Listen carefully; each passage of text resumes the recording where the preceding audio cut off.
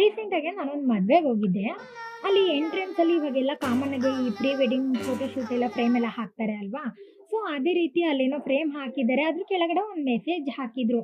So ಏನೋ ಒಂದು thought ಇರ್ಬೋದೇನೋ ಅಂತ ಅಂದ್ಬಿಟ್ಟು ನಾನು ನೋಡೋಣ ಅಂತ ಹೋದೆ.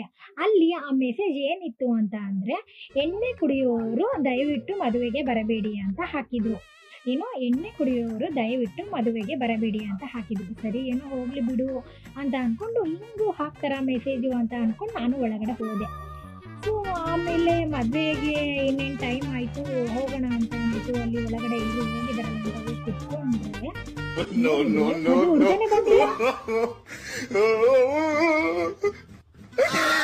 ಮನೆ ಬಂದಿಲ್ಲ ಅಂತ ಬೈಬೇಡಿ ನೀವು, ಹನಿ ನೀರಾವರಿಗ ನಡೆಸಿದ್ದೀವಿ ನಾವು. 15 ನಿಮಿಷದಲ್ಲಿ